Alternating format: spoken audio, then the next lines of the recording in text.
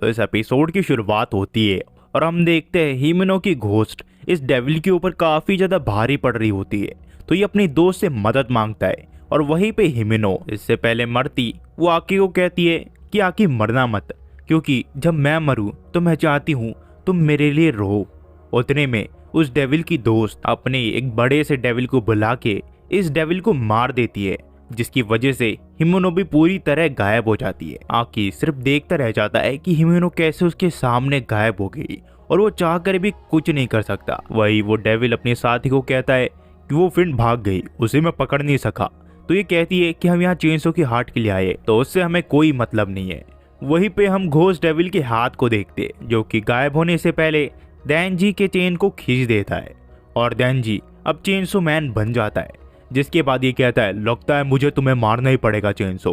पर ये लड़की कहती है कि उसके हार्ट को कुछ नहीं होना चाहिए, गन डेविल को उसका हार्ट चाहिए। वही दैनजी कहता है मुझे नहीं पता तुम लोग कौन हो, पर तुम्हारी शक्ल से मुझे लगता है कि तुम बुरे लोग हो और मुझे बुरे लोग काफी ज्यादा पसंद आते हैं। और वही वो डेविल कहता है कि मुझे लगता है तुम्हें मारना पड़ेगा चेनसो।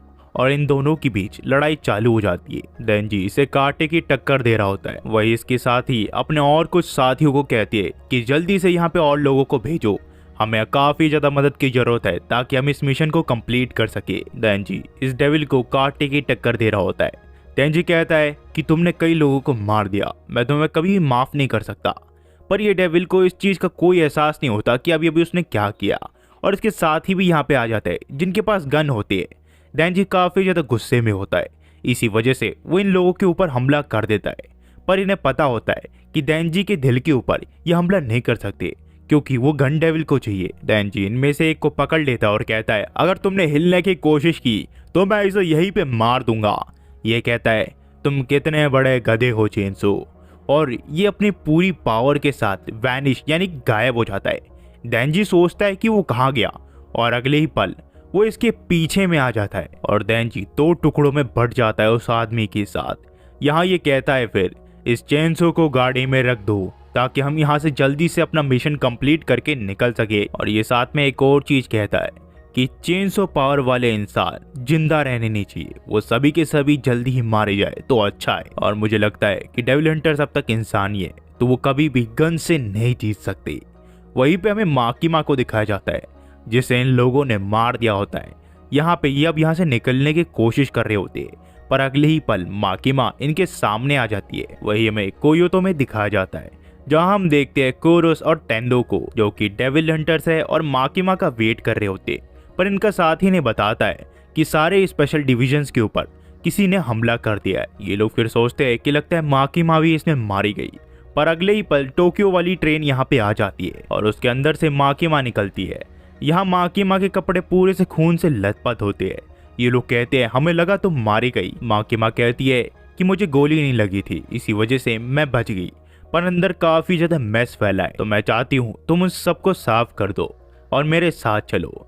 जिसके बाद ये यहाँ से जाने लग जाते और माकिमा को एहसास हो जाता है कि हो ना हो ये लोग दैनजी के हार्ट के पीछे पड़े हुए। माकिमा फिर कोरस को कहती है कि 30 ऐसे लोगों को लाओ जिन्हें आजीवन कारावास की सजा मिली है या फिर उससे भी बेकार। और वो टेंडो को एक पास का एक टेंपल ढूंढने के लिए कहती है जिसके साथ हाईएस्ट एल्टीट्यूड हो। और कुछ पल में ये सारी चीजें अरेंज हो जाती है और कैदी भी यहाँ पे आ जाते हैं।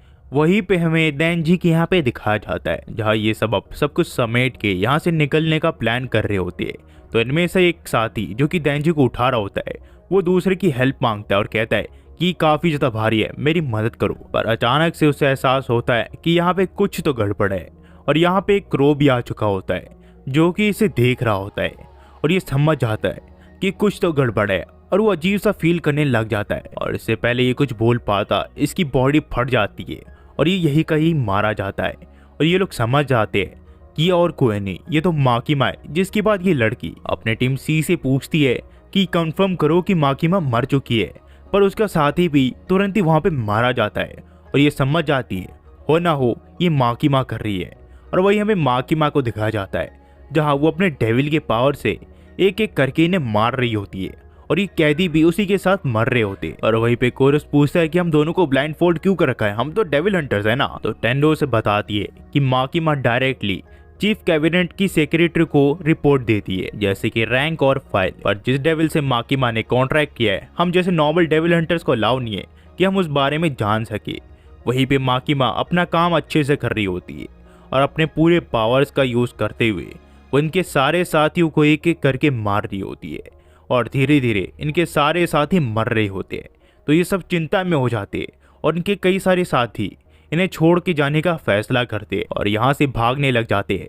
पर रास्ते में ही इन्हें मार दिया जाता है। इनमें से एक इनका साथी एकदम बेकाबू हो जाता है और वो एक आम सिविलियन को अपने कैद में ले लेता है, पर उसे भी मार दिया जाता है। और ये अब दोनों सोचते हैं कि लगता है सब कुछ खत्म हो गया। माकिमा कहती है कि मेरा काम खत्म हो गया है, हमें वापस से टोक्यो जाना चाहिए। और वही इन दोनों को सांस में सांस आती है और ये काफी ज्यादा डर चुकी होती है। पर अचानक से कोबेन इनके सामने आ जाती है। दरअसल जब उस ओल्ड लेडी ने इन दोनों के ऊपर गन फायरिंग की थी तो आकारी ने एक गोली जो कि कोबेन को लगने वाली थी उसे भी अपने सर पे ले लिया था। और इस चीज का कोबेन को पछतावा हो रहा होता है और वो काफी ज्यादा गुस्से में होती है और इन दोनों से पूछती है, क्या तुम भी उन लोगों के साथ ही हो जिन्होंने हमारे ऊपर शूटिंग की थी? यहाँ पे इन दोनों में से इसकी कोई बात नहीं सुनता और इसके ऊपर हमला कर देते। पर कोबेन अपने डेविल की पावर का यूज करते हुए काफी ज्यादा स्पीड से इनके पीछे आ जाती है और देंजी को अपना शील्ड बना के इनके ऊपर गन फायरिंग चालू कर देती है, जिसकी वजह से इसके साथी को गोली लग जाती है। पर इससे पहले कोबेन इसे पकड़ती, ये अपने साथी को वैन में बैठा के यहाँ से निकल जाती है। कोबेन फिर देंजी से माफी मांगती है कि उस दिन वो इसे मारने की कोशिश कर रही थी और उसके साथ साथ ऐसा लग रहा होता है कि आकारी उसी वजह से मारा गया। और वो सोचती है जैसे ही हिमेनो से मिलेगी तो वो उसे बता देगी कि वो उस जॉब को छोड़ रही है। वहीं पे मैं टोक्यो स्टेशन में दिखाया जाता है जहाँ माकिमा इन दोनों के साथ यहाँ पे आ चुकी होती है।